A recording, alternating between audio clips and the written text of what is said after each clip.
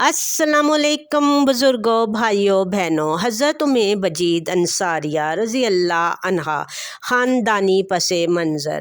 آپ رضی اللہ عنہا کا تعلق مدینہ منورہ کے قبیلہ انصار سے تھا اور قبیلہ بنو حارث کے خاندان کی فرد تھیں۔ حضرت یزید بن سکن انصاری رضی اللہ عنہا ان کے والد تھے، جبکہ مشہور صحابیہ حضرت اسماء بن یزید انصاریہ رضی اللہ عنہا ان کی بہن تھی۔ ان کا خاندان متمول اور مالدار افراد پر مشتمل تھا۔ یہ خاتون ایک صحابیہ ہیں اور ایک مشہور عالمہ، فاضلہ اور عابدہ زاہدہ صحابیہ کی بہن ہیں۔ خود بھی ایک عظیم زاہد خاتون تھیں۔ دنیا سے بے رغبت اس قدر تھی کہ ان کے دل میں کبھی درہم و دینار کا خیال تک نہیں آتا تھا۔ حضرت ام بجید رضی اللہ عنہا ایک عبادت گزار اور منکسر المزاج خاتون تھی۔ دنیا سے بے رغبتی کا یہ عالم تھا کہ ایک مالدار خاندان کی ایک فرد ہونے کے باوجود ان کے دل میں کبھی بھی درہم اور دینار کی طرف رغبت پیدا نہیں ہوئی، حتیٰ کہ مزاج میں ادنا درجہ کے غرور اور تکبر نے بھی کبھی جگہ نہ پائی۔ اپنی تمام زندگی فقر اور درویشی کی حالت میں بسر کی، نیکی کے ہر کام میں آگے آگے رہتی، ہر کام میں دینی فائدہ کو پیش نظر رکھتی۔ آپ رضی اللہ عنہا کا شمار مدینہ منورہ کی ان خواتین میں ہوتا تھا جو فیاضی اور سخاوت میں بے مثال تھیں۔ ایک مرتبہ یہ اپنے کھجور کے باغ سے ایک ٹوکرا کھجوروں کا لے کر اپنے گھر جا رہی تھیں کہ راستے میں انہیں چند غریب اور مفلس عورتیں ملیں، جنہوں نے ان سے سوال کیا۔ حضرت ام بجید رضی اللہ عنہا نے وہ تمام کھجوریں ان عورتوں میں تقسیم کر دیں۔ ابھی ایک مرتبہ یہ اپنے اہل خانہ کے لیے کھانا پکا رہی تھیں۔ کھانا تیار کرنے کے بعد ابھی گھر کے افراد میں کھانا تقسیم کر ہی رہی تھیں کہ دروازے پر دستک ہوئی۔ بچے نے باہر جا کر دیکھا تو معلوم ہوا کہ کچھ عورتیں غربت اور افلاس کے سبب سوال کر رہی ہیں۔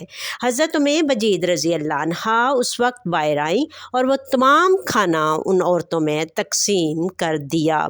ایک مرتبہ مسجد نبوی سے باہر آ رہی تھیں کہ کچھ مسافر آدمیوں پر نظر پڑی۔ دریافت کرنے پر معلوم ہوا کہ یہ مسافر مدینے سے کافی فاصلے پر رہتے ہیں۔ گھر آ کر کھانا تیار کیا اور ان مسافروں کے لیے بھجوا دیا۔ اسی طرح ایک مرتبہ جنگ کے لیے اعلان ہوا اور مسلمانوں سے امداد کا مطالبہ کیا گیا تو حضرت ام بجید رضی اللہ عنہا نے اپنا تمام اسباب و سامان حضور اکرم صلی اللہ علیہ وآلہ وسلم کی خدمت اقدس میں لا کر رکھ دیا۔ حضرت ام بجید رضی اللہ عنہا نے کچھ جنگوں میں بھی حصہ لیا۔ ان کے مزاج میں ایک طرف تو تواضع و انکساری تھی تو دوسری طرف بہادری اور جرأت مندی جیسی صفات بھی نمایاں تھی۔ میدان جہاد میں تلواروں کا آپس میں ٹکراؤ اور تیروں کی بارش ہو رہی ہوتی تھی۔ حضرت ام بجید رضی اللہ عنہا بے خوف میدان جنگ میں گھوم رہی ہوتی تھیں اور بڑے اطمینان سے زخمیوں کی مرہم پٹی کر رہی ہوتی تھیں۔ انہوں نے نہ صرف یہ کہ خود مختلف جنگوں میں حصہ لیا بلکہ اپنے بیٹوں کو بھی اس راستے پر لگایا۔ وہ خود بھی نڈر اور بہادر تھیں اور دوسری طرف ان کے بیٹے بھی شجاع اور جذبہ جہاد سے سرشار تھے۔ ایک مرتبہ غالباً خلافت راشدہ کے زمانے میں اپنے ایک صاحبزادہ کو جہاد کے میدان میں روانہ کرتے ہوئے یہ نصیحت فرمائی: بیٹا، دعا ہے کہ اللہ تعالیٰ تمہیں شہادت کی موت عطا فرمائے۔ اگر تم کو یہ شہادت نصیب ہو جائے تو تم بہت اونچے نصیب والے ہوگے۔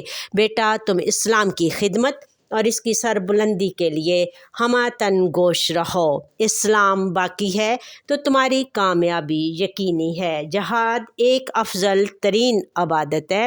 جہاد کے میدان میں پہنچنے والی تکالیف سے تم ہرگز نہ گھبرانا۔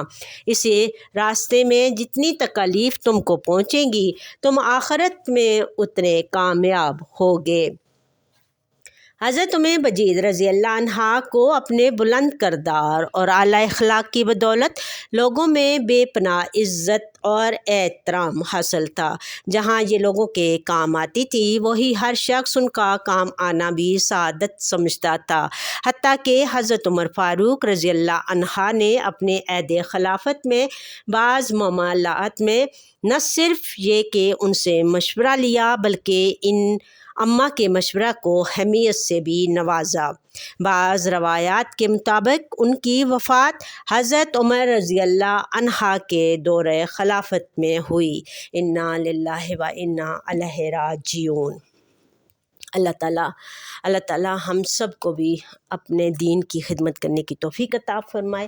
اللہ تعالیٰ حضرت آدم علیہ السلام سے لے کر آج دن تک جتنے بھی مومن مسلمان مرد عورتیں بزرگ بچے ہمارے اہل و عیال ہمارے اساتذہ ہمارے عزیز و اقارب والدین جو اس دنیا سے چلے گئے ہیں، اللہ تعالیٰ ان کے صغیرہ اور کبیرہ گناہوں کو معاف فرمائے۔ اللہ تعالیٰ ان سب کو جنت الفردوس میں جگہ عطا فرمائے۔ اللہ تعالیٰ ان کی قبروں کو جنت کے باغوں میں سے ایک باغ بنا دے۔